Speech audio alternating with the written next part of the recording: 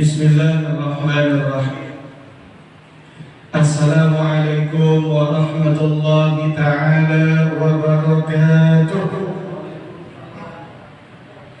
Alhamdulillah, wassalatu wassalamu ala rasulillah wa ala alihi wa sahbihi wa man wala. La hawla wa la quwwata illa billah. Bapak Ibu, ayahanda, ibunda, hadirin hadirat jamaah salat zuhur yang dirahmati Allah Subhanahu wa taala.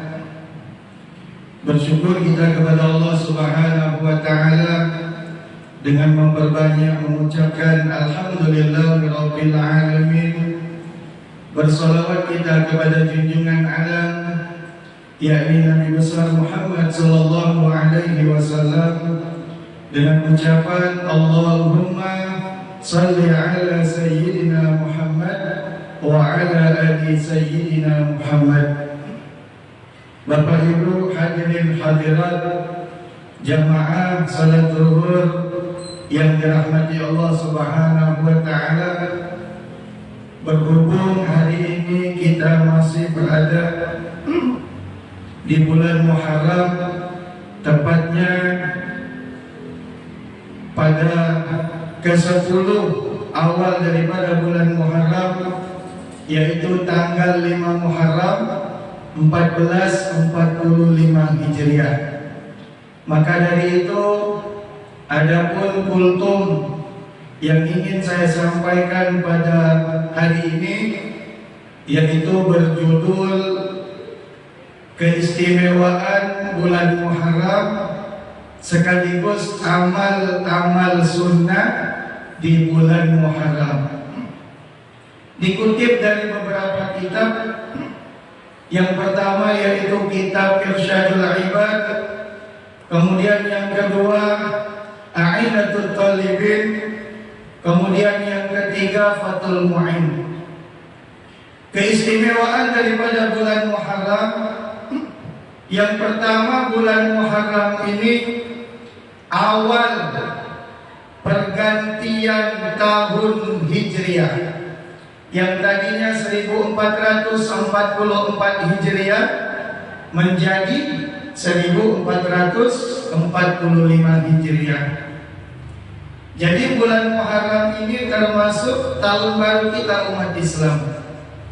Kemudian yang kedua, bulan Muharram ini termasuk yang Allah katakan di dalam Al-Quran, arba'atun hurum.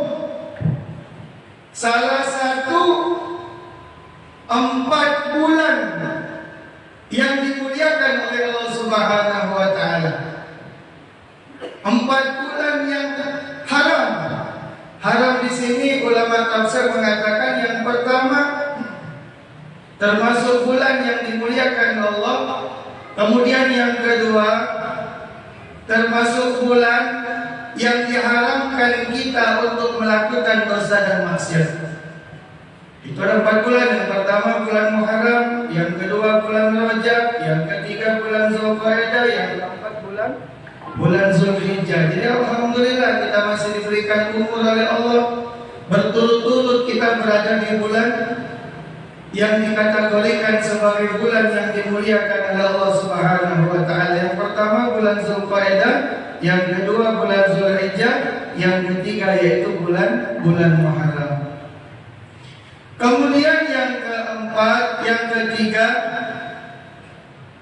bulan Muharram ini di dalamnya, Masya Allah, begitu banyak sejarah peristiwa yang dialami oleh para nabi dan rasul. Salah satunya yang pertama, diterimanya taubat Nabi Adam alaihi salatu wassalam. Kemudian yang kedua, diselamatkan Nabi Musa dari kejaran Fir'aun. Kemudian yang ketiga, diselamatkan Nabi Nuh beserta umatnya dari banjir yang begitu besar. Yang keempat, diselamatkan Nabi Yunus dari perut ikan. Yang kelima, diselamatkan Nabi Ibrahim dari kobaran api yang begitu besar. Kemudian yang selanjutnya dibebaskan Yusuf alaihi salatu wassalam dari fitnah daripada Siti Zulaikha. Masih banyak Bapak Ibu yang dimuliakan Allah, kisah sejarah para nabi dan para rasul di bulan Muharram. Makanya bulan Muharram ini dikatakan bulan yang dimuliakan oleh Allah Subhanahu wa taala.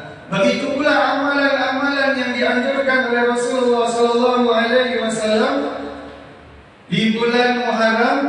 Salah satunya kita dianjurkan untuk berpuasa. Berpuasa. Bahkan mulai dari masuk daripada bulan Muharram kemarin.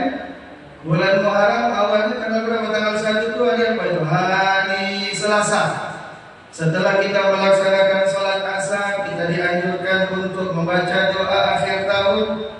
Kemudian dianjurkan lagi setelah kita melaksanakan sholat maghrib untuk membaca doa awal tahun. Setelah itu kita dianjurkan untuk melaksanakan puasa sunnah. Tapi yang paling afdal Bapak Ibu yang dimuliakan Allah Subhanahu wa taala, untuk melakukan puasa sunnah itu pada tanggal 10 atau biasa kita sebut dengan Asyura, ya. Asyura. Ternyata bukan hanya kita saja yang berpuasa di bulan Muharram, tepatnya tanggal 10 Muharram. Orang Yahudi pun melaksanakan ibadah puasa mereka. Makanya ketika Rasulullah bertemu dengan sekelompok orang Bani Israel, ditanya oleh Rasulullah, apa yang kalian lakukan? Mereka menjawab, kami sedang beribadah. Ibadah apa yang kalian lakukan? Maka mereka menjawab, ibadah puasa. Ibadah puasa. Jadi tujuan mereka berpuasa karena mereka memuliakan bahwasanya Nabi Musa itu diselamatkan dari kejaran Fir'aun. Makanya turun asbabul daripada khulud hadis, man tasabbaha asbabul khulud daripada hadis, man tasabbaha biqaumin fahuwa minhum. Barang siapa yang menyerupai suatu kaum, maka dia termasuk kaum tersebut. Supaya puasa kita tidak sama dengan puasa orang Yahudi, makanya kita dianjurkan mulai dari tanggal 9, tanggal 10, tanggal 11. 3 hari kita melaksanakan ibadah puasa. Mulai dari tanggal 9, tanggal 10, tanggal 11. Itu kalau kita sanggup. Kalau kita tidak sanggup, kalau enggak tanggal 9, tanggal 10, atau tanggal 10, tanggal 11. Kalau kita enggak sanggup juga, tanggal 10 enggak jadi masalah. Apa keutamaannya? Yukaffiru sana, diampuni dosa selama 1 tahun. Itu dosa yang lalu. Ini Bapak Ibu yang dimuliakan Allah, hadisnya hadis riwayat Muslim nomor 1977. Makanya jangan sampai kita tidak melaksanakan ibadah puasa, terutama nanti pada tanggal 10 Muharram atau Asyura.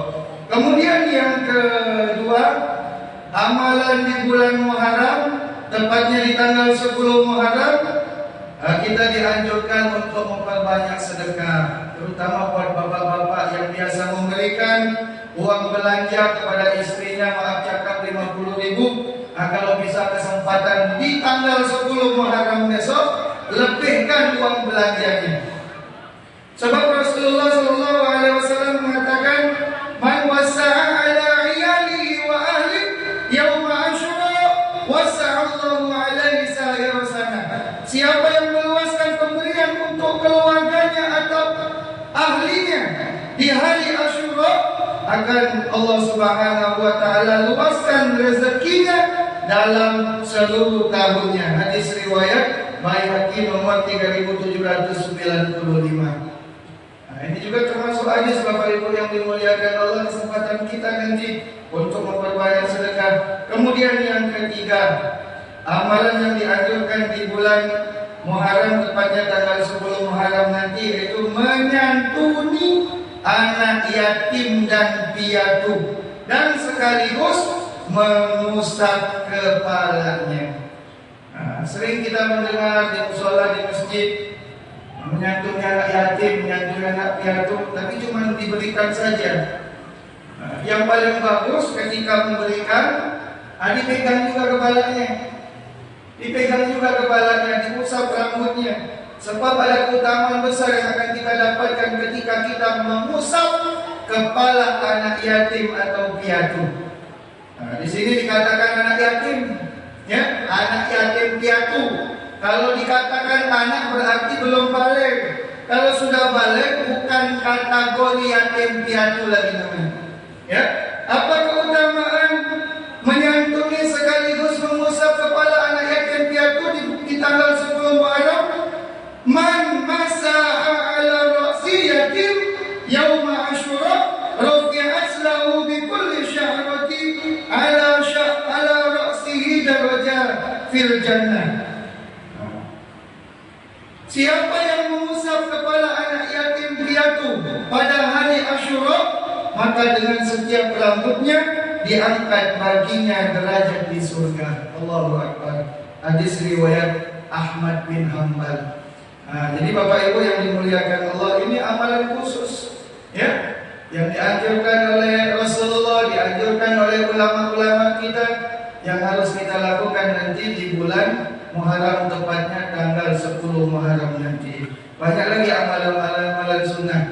Setidaknya yang kita mampu saja bisa kita kerjakan, ya, memotong kuku, mencukur kumis dan lain sebagainya. Jadi kesempatan buat kita Bapak Ibu yang dimuliakan Allah, sebagai tambahan amal ibadah kita, sebagai tambahan amal soleh kita. Karena amal ibadah, amal soleh inilah yang bisa menyelamatkan kita nanti. Bukan hanya di dunia saja, ketika kita masuk ke dalam lubang kubur, diselamatkan oleh amal soleh kita. Bahkan nanti ketika kita berhadapan dengan Allah Subhanahu wa taala. Makanya Allah katakan di dalam Al-Qur'an, wa tazawwaju fa inna khairaz zadi taqwa. Berbekallah kamu. Kapan kita disuruh untuk mempersiapkan bekal ketika hidup? Berbekallah kamu, kata Allah, karena sebaik-baik bekal adalah takwa. Amal ibadah, amal soleh, bagian dari takwa kepada Allah Subhanahu wa taala. Mudah-mudahan dapat bermanfaat buat kita semua, terutama buat diri saya pribadi. Apabila ada kata-kata yang salah, kata-kata yang kurang berkenan, kata-kata yang dapat menyinggung perasaan, saya mohon maaf lahir dan batin kepada Allah Subhanahu wa taala. Mari sama-sama kita mohon ampun. Wallahu muwaffiq ila aqwamit thoriq. Kita tutup dengan doa kifaratul majlis. Subhanakallahumma wa bihamdika asyhadu an la ilaha illa anta astaghfiruka wa atubu ilaik. Wassalamualaikum warahmatullahi wabarakatuh.